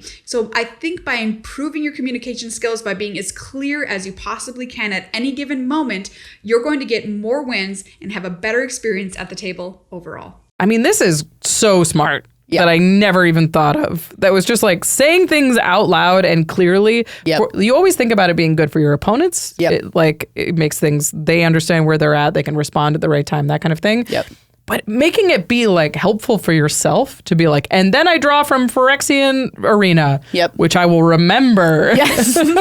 Guardian Project will trigger, which reminds me I have a Guardian Project. Exactly. Those kind of things, just understanding how to narrate your turn makes you feel a lot more decisive and makes you feel a lot more aware of your own board. And that, of course, makes your opponents more aware of just what's going on. Yeah. And I think there's like a part of this where I feel like I've sometimes sat in like commander pods where they're like, oh, well, I don't want to like announce everything that happens because like I don't want to draw attention to something. You should. You should. Because it's always one of those places that like kind of boggles my mind because in competitive Magic, like if you don't announce something, you could potentially have that be a mistrigger and you would not be allowed to like have that happen. Like it is from a rules standpoint a thing that you are supposed to do. But commander players are just like, no, I'm just like being sneaky. That like shouldn't exist. You're really relying on your opponents not paying attention, which I just think is like you can be scummy. like, nobody's going to want to play with you. It's annoying. Like it's a really interesting thing. I posed this question a while ago that I was like, okay, if I have an onboard infinite that isn't going to go off until I untap with it. At what point is it my duty to announce this? In 1v1, if you have said, I have this card and I have this card in play, that's enough. And in Commander, it's sort of courtesy to be like, hey, if I untap with these cards and I go to combat, I can make infinite mana in combat. Or whatever. That was the scenario that I had. I think that's an interesting one because, that is very different. Like, in 1v1, there's, especially like in a competitive REL tournament, there is an onus that like, you know all those cards. Right. Like, and if you don't understand like how somebody's combo is working, like you entered into this tournament saying that you understood the rules, saying that you understood what all these cards do. So if you don't understand, you can't be like, oh, can we go back to my turn? Right. And like, so I think this is a really interesting example. It's a very interesting commander thing because it's totally different from 1v1. This is not really something you can learn in 1v1. And different people have different lines for the courtesy. Like some people would say as soon as the card's in play, you have to say that. Some people say like the last moment that it is not true is like before, like on the untap step. This is interesting. I'd love to hear some thoughts on this. It's a bit of a side quest. Yeah, it is a side quest. But it's really interesting and like communicating accurately. Yes. All of these things and being like, it's an untapper that can untap 2 permanents. And saying that clearly so your opponents are all aware of it just means that like there's fewer mistakes, there's fewer takes backsies, there's fewer like, oh, can we unwind that? We're going to go back to my first main phase, which is fine in Commander, but just takes a long time and is kind of annoying. Absolutely. So, learn how to vocalize what you're doing, so to make it really clear for your opponents, but also learn how to like demonstrate, like put the cards on your board right. Absolutely. I mean, this is going back to me being like, I loved playing against other people who like I verbally can't communicate with, and we are like literally only communicating like with like hand motions, body language, and board state. A big part of being able to do that is a very clean board state. And like maybe this is coming from like being like slightly OCD, but like I like for everything to be really organized. I like to be able to like see exactly where all these things are. And I think it's like that kind of mentality that had people be like, stop putting your lands in front. Like, again, it's just a thing where like you're trying to do something different to like annoy people, but it's like also technically not allowed in the rules anymore, I don't think. So I think it all does just boil down to like, be a good visual communicator as well as verbal. Make sure that other people are going to understand what is happening in the game, because it will, in the end, save you time. Yeah, it drives me crazy when people are like, this dice represents a food token. And you're like, get a food token or a piece of paper that says food on it. Something like that, I need you to do something, because like it's going to tell your opponents what you have, which is great, and just good communication overall. But it also makes you better to be like, oh yeah, this is a food token. Like, oh, my decisions are completely different because I forgot what this dice was from 3 turns ago or whatever. So make sure that like I've got my permanents over here, so I remember my upkeep triggers are these 2 things. And I remember whenever I cast a creature, this thing happens. And these are my tokens, and I know what each of them are. These are untapped. Like those kind of things are just really helpful when you're playing, but also you're playing against somebody. And like from a competitive standpoint as well, the better you are at representing a visual board state, the more like a judge in a judge call, like if there's a disagreement, is going to be on your side. Yeah, for sure. Because you've been like, I understand that this has been here for X amount of turns and I have represented it this way. Whereas if somebody is like, oh, my 1/1s are dice, a judge is going to be like, well, the dice could have moved at any point and you could have like represented that you had the wrong amount of 1/1s. So like it is just good practice for a multitude of reasons. And like as much as Commander is like more casual, the rules exist in this other way for a reason, and it's because good manners and just like game integrity, and that makes it more fun to play Magic. When you're not like, oh, I totally could have won if I remembered this was like an everything land token or exactly. whatever. So this next section, that's deck building stuff that we've just talked about, a bunch of different gameplay advice from folks. This next section is really important to me because honestly, I think the thing that I've learned the most from 1v1 is mentality. Is learning how to be better when things go wrong, learning how to be more in control of my own emotions and have more fun playing. And I think that's kind of counterintuitive. I agree, but in Commander, it feels like it's more fun. So you're like, I'm always having a great time when I'm playing Commander. But when I started playing Commander, and I would get really salty. I'd get really disappointed because I didn't have a ton of discipline in terms of how I like emotionally related to this game. Okay. And I think 1v1 teaches you to understand your emotions around the game a lot better. So we're going to go through a couple of different things from pros that we've heard as well. This first one's from me though. So the thing that I've learned most from 1v1 was one of the first lessons that I learned from playing Dual Commander. I was playing against a guy in our store who's very smart, and I was like, hey, what could I do to be a better 1v1 player? And he was like, actually, you play pretty well, but every time you draw, you make a face. Or, this is like such a hard thing to control too. Yeah. And like it's one of those things that like kind of sucks to hear sometimes, where somebody's just like poker face and you're like, okay. But that's hard. Yeah. But like this is the interesting thing about it. He's like, when I cast a threat, I can tell if you have an answer based on how you respond to it. And that's just bad discipline. Yeah. Like that just means that I'm like, ugh. Like when he plays a thing, which for a couple of reasons, it's not fun to play against. Yeah. Because that's not a good attitude to be like, ugh, shit, terrible draw, you know? Like this is, I'm getting horrible luck and I don't want to do this anymore. Yeah.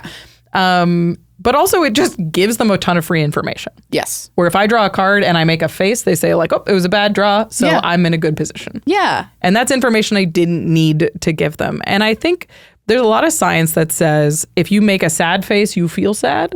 Oh, You know what I mean? Yeah, Where if I you do. sit there like you feel worse because you associate that with feeling bad. Yeah. So if you make a reaction every time you draw a card and just go, ugh, you just have a worse time playing Magic. And I think that there's a part of this too that's like, you can kind of flip it on the other way in this same vein where maybe you're drawing a bunch of lands and you're flooded, but maybe start sandbagging some of those lands. Like maybe hold them in your hand. Maybe pretend that they're counterspells. Maybe pretend that they're interaction. Make yourself a threat when you aren't one. Like, bluff. Make a little fun game out of it. I don't know. Like you're already playing one game. Let's play another. Yeah, I mean, I think this is so huge because in Commander we're so open about this. Oh, kind of, it's like I have considered a such a terrible casual hand. format. Yeah, like I have a terrible hand. I've drawn all lands. I've like this thing is killing me, and that's fine. But also like giving into that sort of feeling of the defeatism, especially something that's like what CGB talked about, like just giving up before you're dead, is like makes games less fun. It does. And just like makes you feel like I might as well not even be playing. Yeah. But if you're like, okay, I have 3 lands in hand, what can I do with this? What can I do with what's on board? Where do I think this is going? Absolutely. And how can I play it? Still makes you engaged, still means you're playing. It's just way more fun. So I think a big thing for me was just learning to bluff a little bit better. And even if it's like, oh, I'm disappointed, bluffing that you're not. Yep. Bluffing that you might have something. Because, it's a fake it till you make it situation. And I think that this also like leans into an idea that like, while talking to Commander players, I feel like I get told that Commander players like from 1v1 players are much more sore losers. And I'm like, well, that doesn't make any sense because like you're playing 1 versus 3 other people. So you're more likely to lose more often in a game of Commander than you are in a 1v1 game technically. So why are Commander players more sore losers? And I think my like reasoning behind it that I've found is just that you take accountability for your losses less. In 1v1, the person that you have that is responsible for your loss, like 99% of the time is you. Right. Like, and even if you're like, oh, my deck was just like never going to beat this, you registered that deck. You picked it. And like the same could be said for Commander, but like because there are all these other people in the game and you could be like, oh, well, everyone like kind of like went attacking me. There was Ganged just up no on me, way. removed my thing when they're the problem. Yeah. Like this deck was just, it's so much more powerful than mine. Yeah. And you don't take accountability for those losses. They don't feel like something that you could have made an impact on when maybe you could have. Maybe you could have concealed more of your information. And like by virtue of a lot of this, also made yourself more fun to play against. Yeah. I mean, I also think that like, we talk about practicing more for in 1v1 makes you a better Magic player. You get to play more reps. Yep. You also get more reps losing. Yes. Like percentage-wise, Commander players do lose more. We lose 75% of the games we play, but we only play 3 games a night. Yep. So it's like I lost twice tonight, and like maybe I won one of the games and I lost the other 2. Totally normal percentage. Yeah. But I only got to practice losing 2 times. If you're playing 1v1, you play 20 games in a night. Yep. And I lost 10 games. I lost 10 times. And believe me, those 10 losses mattered a lot less because I had 10 wins. Yeah. Like you just get more practice with those emotions than Commander players often get the opportunity to do. You're more invested in a game too. They're longer. So like losing, especially losing before the game's over, is disappointing. And like there's a lot of other emotions in there. But I do think that the 1v1 mindset about losing is helpful. Yeah. And we actually have a video from Andrea Mengucci, who's he's another pro player. He's got a YouTube channel that's called Mengu's Workshop. It's really great. Mengu's the most charming person in professional play. Yes. Here's a word from him on losing. I want to win, but that also means that I don't mind losing because, well, I came to play. I can win or I can lose. I wish good luck to my opponent, but I don't mind standing up and leaving if I lose.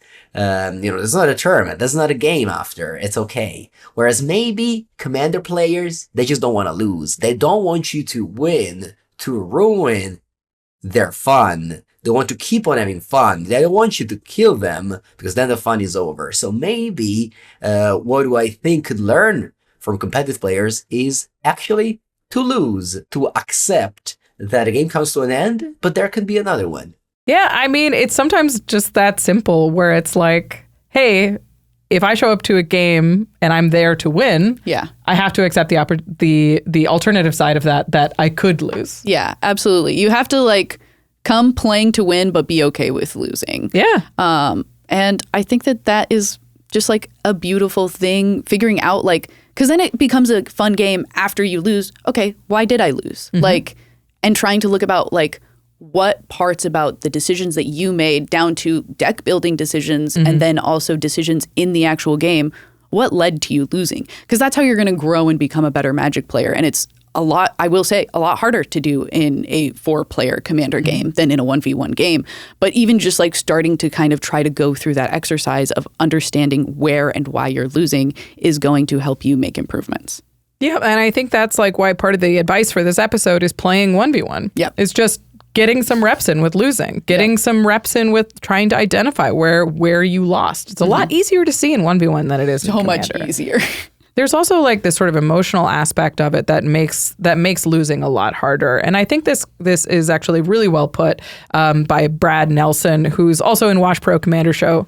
Check it out. It should be out by now, but he's a former pro and very smart. Not every story is about you. Sometimes you win, sometimes you lose, and sometimes you can't control that. Your experience with Magic will greatly suffer if you walk around expecting to be the protagonist in every story, always frustrated when interactions or games don't go your way. This mindset stifles a player's ability to grow as a player and a person, but most importantly can taint the story of the actual winner. Learning to lose and grow from it isn't the easiest thing to do, but once mastered will not only make you a better player, but also increase the value of your opponent's experiences. Such a good point. So good. And I mean, we've been kind of talking about that through this as well, is what are you going to do to make yourself more fun to play against? Like that does come down to pretending that you're still in the game even when you're not, like because there is a way that you could still be in this game a lot of the time, and sometimes you just like get stuck in this rut of, oh, somebody was attacking me, oh, somebody removed my stuff, oh, everyone's beating me up, I might as well leave. Yeah, exactly. But how can you kind of turn that around? How can you start to be like, okay, because then I feel like it goes so quickly to like the politicking, but like, okay, what is my one creature in play? Who can I attack to like make myself visually and with like game communication seem like I'm on this other player's side? How can I start to help like beat somebody else up who is the threat? Doing things like that. And I think that that's extremely like helpful, makes you more fun to play against, and makes it hurt less when you lose because you kept trying until the end. I think a great point that Brad made was it's not a bad game because you lost. Yes. Like it was a cool game for your opponents. Exactly. So you need to really accept that like there's 4 players in this game. Yep. And you're not going to win every one, and you're not going to be able to do the thing in every one. And sometimes you just die. Yeah. And that's Magic, baby. It sure is. And maybe like some of your decisions led to another player at the table winning.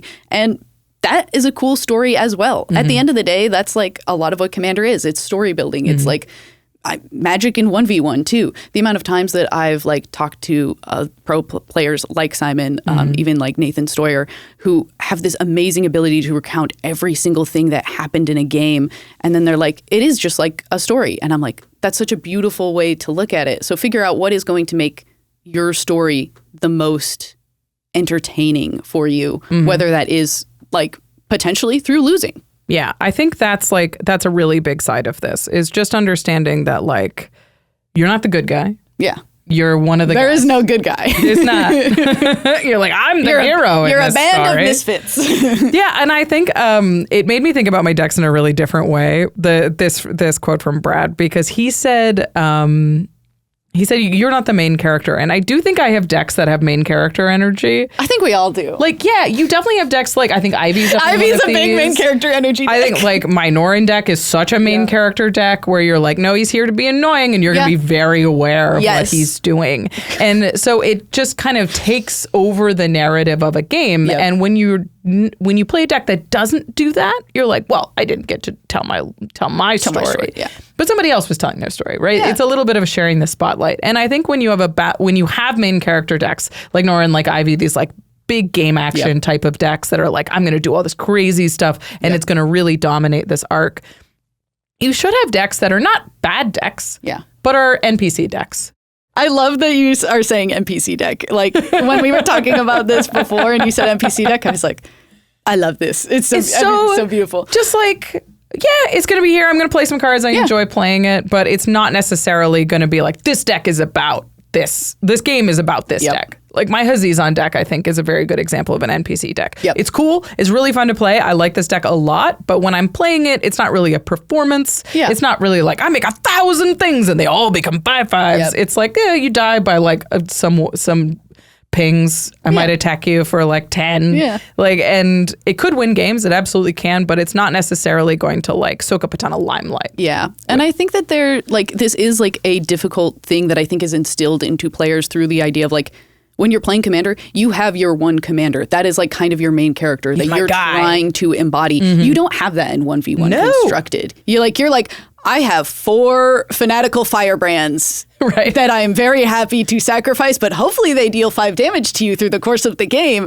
And like, I just like mentally like the red deck aggro kind of mentality of like, these are all meant to get me to a win. They're game pieces. And it's not like, if I lose, I have failed my son. Exactly. Which is how Commander can feel sometimes. So maybe like, just try to like make a little mental separation of like, there is that main character energy, that like character that you're embodying, but like, try and remove yourself from that a little bit. Try to have a little bit of fun. Maybe like embody some of the other creatures or cards that are in your deck a little bit. The final piece of the final lesson that we're going to talk about in this episode is coming from Jim Davis. Jim Davis is a Magic pro. He wanted us to highlight this YouTube video that I haven't seen yet. I'm really excited. It's called Behind the Pro Tour. It's on YouTube. It's a documentary about him and Reid in the Pro Tour for Ether Drift. Is it awesome? It's great. It seems awesome. So anyway, we'll put a link to the show notes that is from Jim Davis. But Jim is super smart, and he's got a really great point that I'm just going to let him introduce himself. I think the biggest thing Commander players can learn from competitive 1v1 play is kind of just setting goals. And it comes in a few different factors. One is competitive players are always looking for that next goal. They want to qualify for the RCQ or the RC, maybe get to the Pro Tour. And if they're already on the Pro Tour, make that top 8 or make Worlds, whatever else it might be. One of the important things as far as winning serious competitive games of Magic is to know what your goals are in a game. I'm playing mono red versus a control deck. What are my goals? What's the end of the game going to look like? Translate that to Commander. We could think about what's a Commander player's goal when they build their deck. Commander can be somewhat nebulous at times where are you trying to win at all costs? Are you a CDH player trying to have fun? Is your goal to build around a specific theme and have a kind of like almost more of a piece of art than a deck? Is your goal to have a certain play go off in a certain game where winning isn't that much important, but having this cool thing happen is? And I think that like finding your goals in a game of Commander will improve your experience, much like finding your goals in competitive. This is awesome. So I think when you're a pro player, it's very easy to set goals, to be like, I want a top 8. Yes. Like I want a top 8, not a GP. That's a really high goal to start at. But like that's sick. That's a great goal. Yep. But like, whoa. Like I want to win my Friday Night Magic. Yeah. And then from there, I'm gonna go to an RCQ. I'm going to like try to qualify for this kind of thing.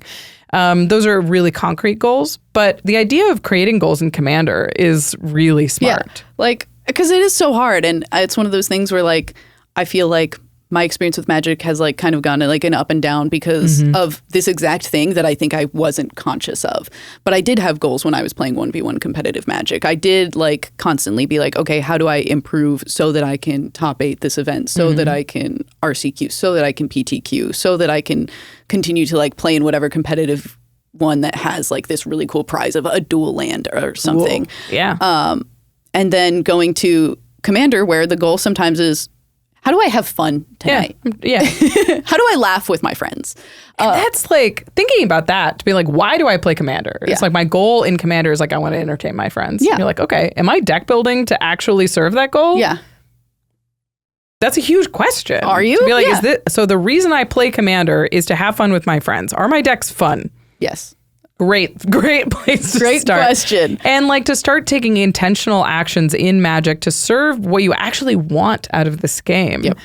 We talk about this in the Why Commander Sucks episode that Jimmy and I did. It's awesome. It's a really fun episode. You should check it out. But Magic is so big that you feel like you can get anything from it. So you really want everything from it. Yes. But you really need to be intentional about like what you're getting out of this game, because it can't be everything to you. It can't be like Magic is the reason that I think I'm smart. Is like because I win a lot of games. You know what I mean? That's just too much to put on a card game.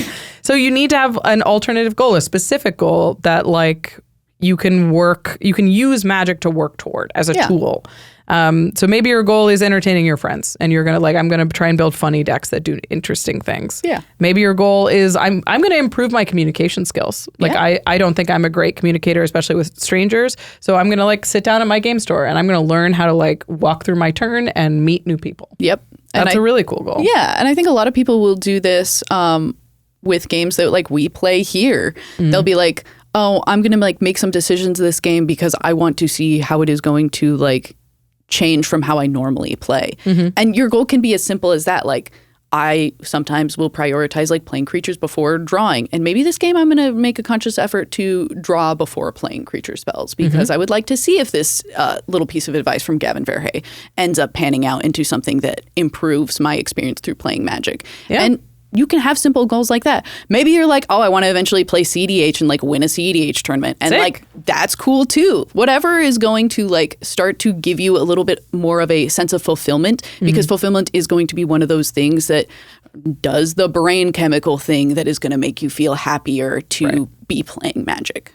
Today my goal is to test this new card I just put in. Yep. That's a great small goal that you can set for the evening and you're I'm going to try and draw it. Yep. And I'm going to all of my game actions in this game is going to go toward testing this one card. Yep. And if I get something out of that, that's a success. Cool. Yeah. So I think that's really interesting and a great place for us to end. Because 1v1, I think we look at it to be well, that's competitive Magic. And if you bring competitive mindset to Commander, you're doing something wrong. And I think it can make it more fun in a lot of ways. Absolutely. Being a better Magic player, a more confident Magic player, are all things that you can learn from playing 1v1 and will make you a better Commander player in the end. So hopefully you enjoyed this episode. We've been playing a lot of 1v1 around the office, actually. We've been playing Canadian Highlander. We're in our 5th tournament of Canadian Highlander. Yeah, it's your second. It's my 5th. But so we're going to spend a few minutes at the end of the episode talking about that tournament and our decks that we're playing in it, just talking about our 1v1 experiences lately. But before we do that, if you want to support the show, if you want to support episodes like this, you can go to cardkingdom.com/command and pick up some sweet Magic cards. Ooh. Maybe you're going to try some draft. Maybe you're going to build a cube. Maybe you're going to buy a Pauper deck or a Pioneer deck or a Standard deck. Maybe you're just going to get on Arena and play digitally. But if you're buying the cards physically, you can get them from Card Kingdom and you can get them all in one place. Honestly, I'm so tired of just buying Magic cards and them showing up wrong or damaged or late or or not at all. And it's so much easier just to go to Card Kingdom knowing they're going to be the right condition, the right foiling, the right version, and they're going to be safe is such a huge deal. We're shipping cardboard across the country. You need to trust pros. So cardkingdom.com/command and you support the show while you're shopping.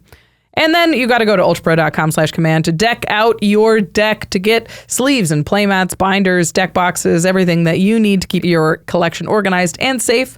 I'm really big on keeping my cards organized. I use the card sorter from UltraPro that lets me sort cards when I buy a ton of Magic cards all at one place. Plus, they've got the new Apex line, which is awesome. They're really, really nice. The shuffle feels great. They're art sleeves that actually feel good and last a long time. So if you haven't tried Apex sleeves yet, check those out. And make sure you sign up for that newsletter because they have a lot of deals. And they're going to drop at random times. And suddenly there's going to be 40% off all the stuff you were going to buy anyway. So sign up for that newsletter. We appreciate it. And you're supporting the show if you use our affiliate link at ultrapro.com/command. All right. So we're playing a ton of Canadian Highlander. Oh my gosh, yeah. It's warm in here now. It's so hot in here. We're going to talk about serious gameplay. Yeah, Hold up. gosh. Okay. So if you haven't heard of Canadian Highlander, this format's awesome. You should check out North 100. They do a lot of Canadian Highlander gameplay, but it's 100 card singleton and it's vintage ban list. So that's Black Lotus, Time Walk, all the boxes. Those are legal. But they're pointed. Yes. So you can only have a certain number of points in your deck. The number is 10. And the more powerful cards they are, the more points they are. So Black Lotus is 7. Ancestral Recall, I think, is 8, maybe 9. A lot. Difficult to fit into your Moxes deck. are 3. So you kind of get to pick powerful cards based on this point list. It's really fun.